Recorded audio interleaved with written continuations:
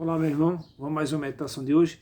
Hoje nós vamos estudar o capítulo 2, versículo 8 ao 11 de Apocalipse. Hoje nós vamos estudar a segunda igreja, que é a igreja de Esmirna, que diz assim: ao anjo da igreja em Esmirna, escreva essas coisas, diz, o primeiro e o último, que esteve morto e tornou a viver.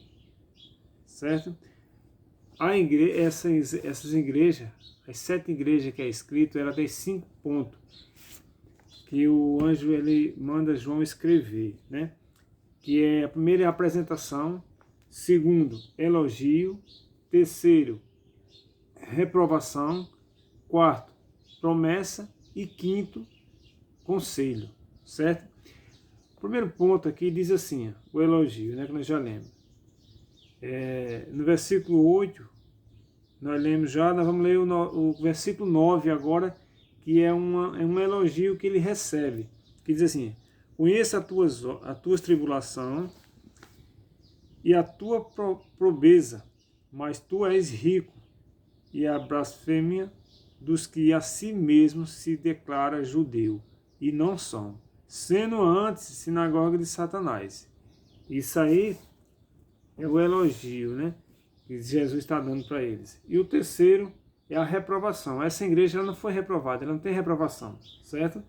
Agora já o conselho que Deus dá, está lá no capítulo 2, versículo 10, que diz assim: não tema as coisas que tem de sofrer, eis que o diabo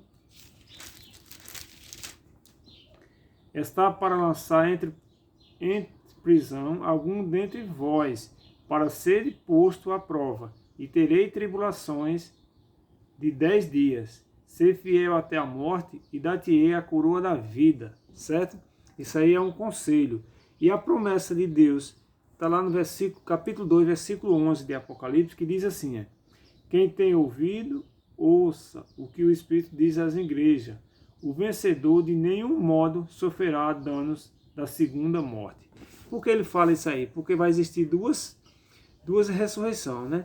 A pessoa vai ressuscitar para a vida eterna, é aquele que é justo, e a segunda morte é aquele que vão ressuscitar para morrer, porque vai receber sua sentença final. Então é isso que essa igreja, esse anjo está escrevendo para essa igreja. E diz aqui, a palavra Esmirna vem de mirra, o suave aroma adicionado.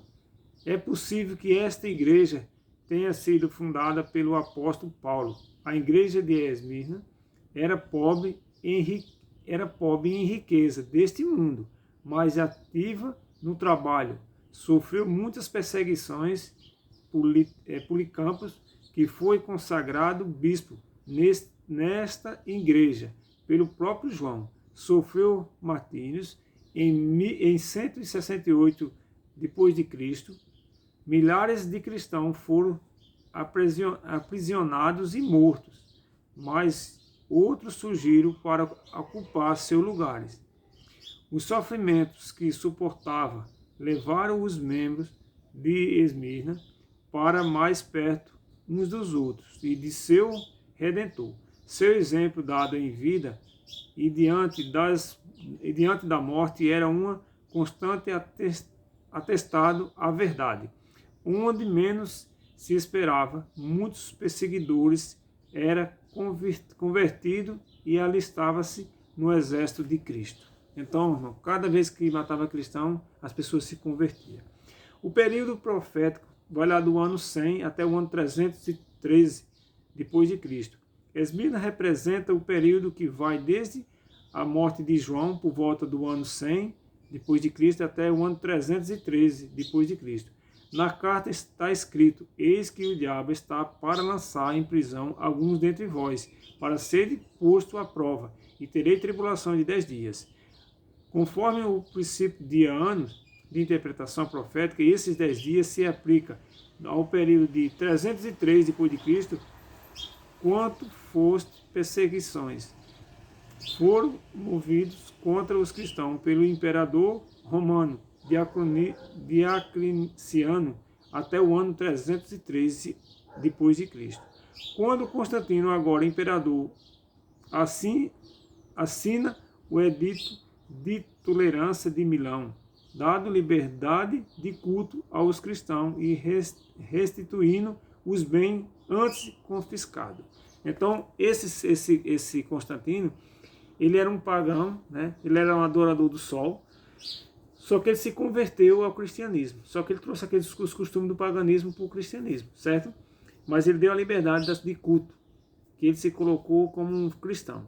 Mas, na verdade, ele é um falso, porque ele quis mudar a lei de Deus. E um dos mandamentos que ele mudou foi a adoração do sábado para o domingo. Então, esse Constantino é um dos principais homens que tentou mudar. E a maioria dos cristãos hoje e dos evangélicos, eles seguem o dia de domingo como dia de adoração, certo? Mas isso aí é uma doutrina pagã, uma doutrina dos romanos, e hoje ainda está em vigor e vai estar até a volta de Cristo, porque vai vir um decreto dominical. Então que nós possamos se preparar. Amém? Vamos orar? Oremos. Maravilhoso Deus e Pai Todo-Poderoso, obrigado, Senhor, por mais um dia. Estamos aqui na Tua presença, Senhor, nos guarda, nos livre de todos os mal. Nós te pedimos e te agradecemos em nome de Jesus. Amém.